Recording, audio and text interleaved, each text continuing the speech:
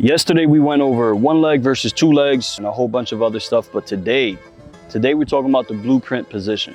We're gonna start in our prep step, but then we're gonna talk about the stagger step. We wanna go from the head up to the hands, because that's all we pretty much need. Everything else will take care of itself.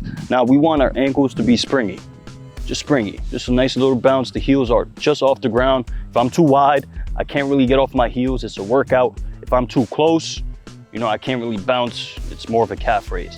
But yeah, just shoulder width, springy ankles. We want bouncy legs and we want holsters.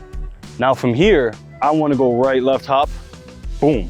My feet are firm in the ground. I'm only asking you to lift your heels because you might need to. You might need to, so you can run different directions, okay? That's your prep step. I'm not gonna spend too much time on that. Now from the prep step, we're gonna get into the stagger step. So I get my right, left hop, my holsters are ready. From here, I identify the ball is coming right at me in my fielding range. I don't have to run and go get it. I'm gonna do something called a stagger step. I'm gonna switch my feet so that my right foot gets forward and almost jabs at the ball. The good thing about this is, if you think about MMA, if you know anything about the Michael Chandler, Conor McGregor beef, they were arguing about who's gonna take the first step back. That's their thing. I'm not gonna take a step back. You're gonna take a step back. Why do they want to do that? To assert octagon control, to assert that they're the ones initiating the contact. We're the ones that's going to initiate with the ball. The ball is going to come to us, and if it doesn't, we're ready for it anyway. So that right step is going to ensure that I'm always attacking, even if I decide to step back. At least I know I'm going and I can adjust from there. Now this bad footwork pattern is worth repeating. You don't want to be stuck in the mutter because then you have no momentum. You don't want to be an attacker because then you have no angles. And you don't want to be a fielding position crab because then you have no rhythm. So those things bear repeating because I see it a lot in youth baseball and we got to change that. So just like in MMA, you got to be good at managing distance.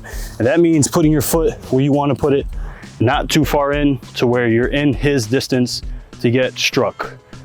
In this case, the striker is the ball. By taking a bad step, could expose you and maybe the ball can hit you.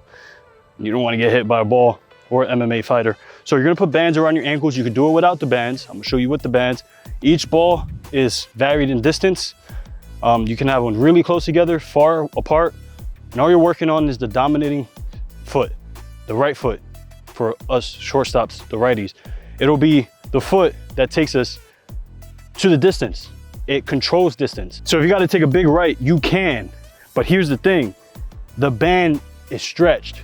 And what I need to do is bring the left foot to center the hip. So if you're too wide apart, the band's gonna be really stretched. And that tells you you're not in the best athletic stance. This is better than this, overstretched. Same with hitting, you wanna overstretch your swing. You wanna stretch enough to generate precise power.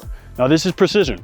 We're gonna bring our right foot to the ball and then we're gonna chop. 1, 2, 3. All I'm gonna do is place my foot right where I want it to go. Foot-eye coordination. Chop, chop, chop. Always gonna end on the left foot so that if you do need to take another right foot in the midst of that ground ball journey, you can. You have the room, the flexibility to do that. Because if you end on the right foot, you kind of have to either settle with that and just right, left, or just left, or you have to go left, right, left. And that's too much time. Right, left, right, left. Right, left, right, left. Right, left, right, left. These help us center our body, center our hips. A band can teach you a lot about where your hips are. But for right now, keep your right chops, but you can also, this might set you apart a little bit more than usual, slide. So when we do our right foot, and it's a big one, and we don't want to just chop. We know that the ball's coming, so we got to wait. We can go right, slide, right, left, boom, and go. Right, slide, center. Right, slide, center. Right, slide, center.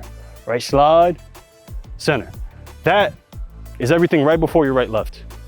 Right, so you're in the right slide, then your right, left comes and you go make a play.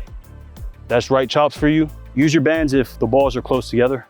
Without the band, when the ball are further together, so that you can practice on actually taking that big leap and cover ground and take control of the diamond, like MMA fighters take control of the octagon. And another solution is sprinting for a ground ball. There's a way to do it, and you'll learn more about that tomorrow. Tomorrow's option works very well with today's option, and they mix well, so make sure you're taking notes and make sure you're practicing so that when tomorrow comes, because that's when the heat begins, we're going to learn a thing or two about attacking a baseball and making plays. So I'll see you at day 2.